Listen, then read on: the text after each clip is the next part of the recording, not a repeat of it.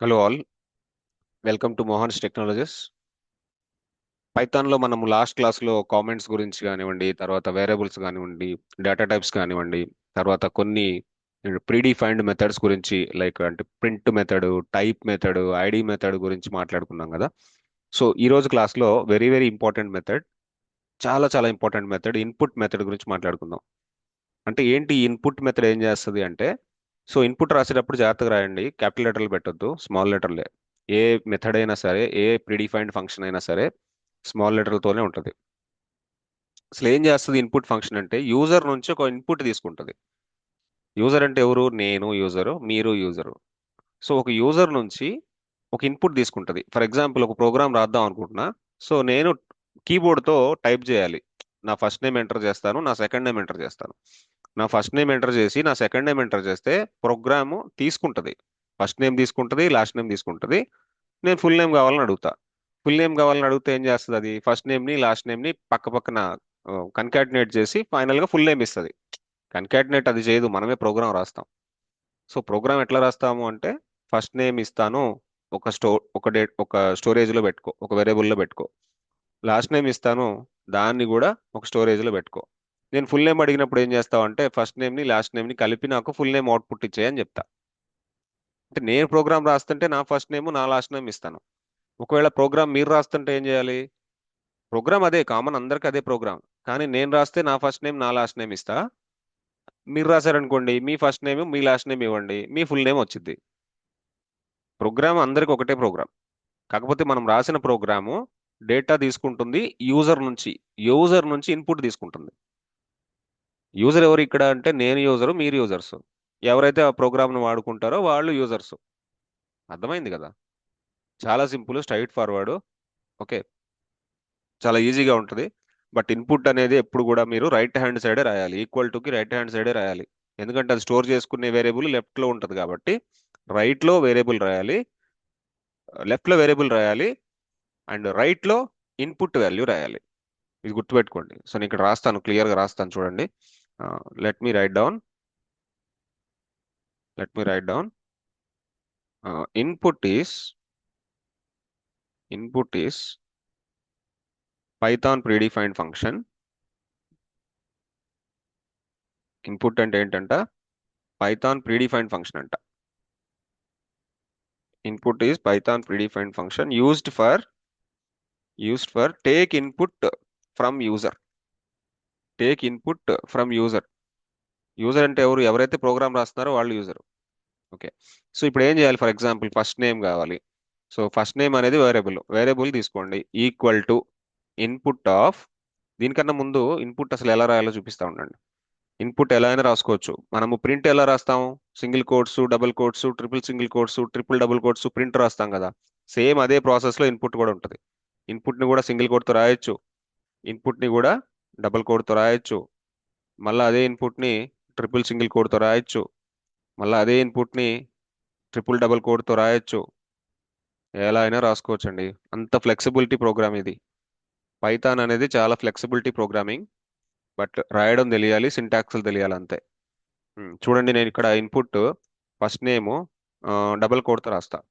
Okay. So enter your first name enter your first name అని అడుగుతున్నా. Okay, first name రాయబ్బా అని అడుగుతున్నా. First name రాయి, ఏం రాస్తావో నేను తీసుకుంటా అంటది. తీసుకొని ఏం చేస్తుంది? అది ఫస్ట్ నేమ్ అనే వేరియబుల్లో పెట్టుకుంటుంది. ఫస్ట్ నేమ్ అనే వేరియబుల్లో పెట్టుకుంటుంది. అలానే last name variable, last under score name. Okay, variables under score allow చేస్తుంది కదా. నేను ఇంతకుముందు చెప్పాను కదా, variables rules and regulations. So last name ఏం కావాలి? Input of enter your last name. Single కొడుతూ రాద్దామా? సింగిల్ కొడుతూ రాద్దాం. ఎందుకంటే ప్రీవియస్ది డబుల్ కొడుతూ రాసా కాబట్టి ఇప్పుడు సింగిల్ కొడుతూ రాస్తా. Enter your last name. Okay, fine. Enter your last name single code. ఫైనల్గా ఏంది? ఫుల్ నేమ్ కావాలి. ఫుల్ నేమ్ కావాలి అంటే దానికి ఒక వేరియబుల్ కావాలి కాబట్టి full name is equal to. Full name ఏంటి? ఫస్ట్ నేమ్ ప్లస్ లాస్ట్ నేమే కదా ఫుల్ నేమ్ అంటే. First name plus last name. మీరు ఫస్ట్ నేమ్ ఎలా అయితే రాశారో అలానే రాయండి మళ్ళా. లాస్ట్ నేమ్ ఎలా అయితే రాశారో అలానే రాయండి మళ్ళా. ఫైనల్గా నేను ఫుల్ నేమ్ని ప్రింట్ చేద్దాం అనుకుంటున్నాను. ప్రింట్ చేద్దాం అనుకుంటున్నప్పుడు ప్రింట్ ఆఫ్ ఫుల్ నేమ్. అయిపోయింది. అయిపోయింది, చాలా సింపుల్. స్ట్రైట్ ఫార్వర్డ్, చాలా సింపుల్. ఎంత ఈజీగా రాయొచ్చు ప్రోగ్రామ్ ఇలా, ఎంత ఈజీగా రాయొచ్చు.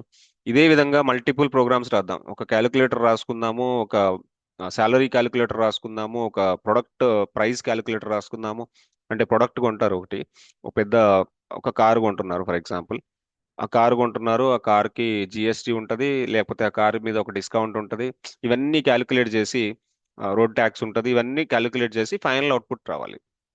Okay, final price of the car రావాలి నాకు. అంటే నేను ఈ కార్కి ఎంత ఖర్చు పెట్టాను, నాకు డిస్కౌంట్ ఎంత వచ్చింది, నేను జిఎస్టీ ఎంత కట్టాను, లేకపోతే దాని మీద ట్యాక్స్ ఎంత కట్టాను, రోడ్ ట్యాక్స్ ఎంత కట్టాను, ఇవన్నీ క్యాలిక్యులేట్ చేసి ఫైనల్ అవుట్పుట్ కావాలి. సో అలాంటి ప్రోగ్రామ్ ఒకటి రాసుకుందాం. తర్వాత తర్వాత ఒక ఎంప్లాయీ సాలరీని క్యాలిక్యులేట్ చేసుకుందాం. ఇట్లాంటి ఒక normal normal general calculator, addition, subtraction, multiplication, ఇట్లాంటి జనరల్ క్యాలిక్యులేటర్ కూడా రాసుకుందాము. సో అవి తర్వాత నెక్స్ట్ క్లాసుల్లో చెప్తాను. ఇన్పుట్ మీద నెంబర్ ఆఫ్ వీడియోస్ చేస్తాను, ఎందుకంటే ఇన్పుట్ అనేది రియల్ టైంలో చాలా చాలా ఇంపార్టెంట్ మెథడ్. సో ప్రస్తుతానికైతే ఈ ఫుల్ నేమ్ని ఎలా ప్రింట్ చేయాలో ల్యాబ్లో చూద్దాము, కొలాబరేటరీలో చూద్దాం. ఈ కోడ్ని కాపీ చేసుకోండి, కొలాబరేటర్లోకి వెళ్ళిపోండి. Google Colaboratory and take the code and about input కాబట్టి మనం మాట్లాడుతుంది కామెంట్ ఇన్పుట్ అని పెట్టుకోండి. తర్వాత ప్రోగ్రామ్ యాజ్ ఇట్ ఈస్గా కాపీ పేస్ట్ చేయండి. ఇక్కడ enter your full name, enter your first name, enter your last name. Okay, program execute చేయండి ఒకసారి. అదేం చేస్తుంది, ప్రాంప్ట్ ఇస్తుంది.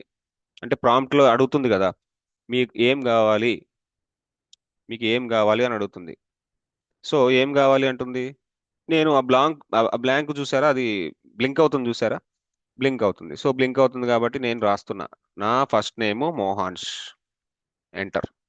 నా లాస్ట్ నేము టెక్నాలజీస్. ఓకే, సో ఎంటర్ చేయండి. ఫైనల్గా మోహాన్స్ టెక్నాలజీస్ అనేది అవుట్పుట్లోకి వచ్చింది. మోహాన్స్ టెక్నాలజీస్ అనేది అవుట్పుట్లోకి వచ్చింది. ఎలా వచ్చింది మోహాన్స్ టెక్నాలజీస్ అవుట్పుట్లోకి, ఎందుకంటే ఫస్ట్ నేమ్ మోహాన్స్ అని ఇచ్చాను, లాస్ట్ నేమ్ టెక్నాలజీస్ అని ఇచ్చాను. ఫైనల్గా అవుట్పుట్లోకి ఏమొచ్చింది, మోహాన్స్ టెక్నాలజీస్ వచ్చింది. క్లియరా? సింపుల్ ప్రోగ్రామ్ కదా. సో ఇదే ఇదే ప్రోగ్రామ్ని మళ్ళా ఒకసారి ఎగ్జిక్యూట్ చేస్తా. ఇదే ప్రోగ్రామ్ని మళ్ళా ఒకసారి ఎగ్జిక్యూట్ చేస్తా. First name Sirisha, first name Sirisha, last name Gorantla. Okay, first name Sirisha, last name Gorantla. So finally full name ఏంటి, శిరీష గోరంట్ల. చూడండి, ప్రోగ్రామ్ని ఎగ్జిక్యూట్ చేసిన ప్రతిసారి మీరిచ్చే ఫస్ట్ నేమ్, మీరిచ్చే లాస్ట్ నేమ్ని బేస్ చేసుకుని అది ఫుల్ నేమ్ ఇచ్చేస్తుంది. మీరిచ్చే ఫస్ట్ నేమ్ని, మీరిచ్చే లాస్ట్ నేమ్ని బేస్ చేసుకొని ఫుల్ నేమ్ ఇచ్చేస్తుంది. సో ఈ విధంగా ప్రోగ్రామ్ని రాసుకోవడం తెలియాలి. అర్థమవుతుంది కదా. సో ఇది చాలా సింపుల్ ఇన్పుట్ ఫంక్షన్.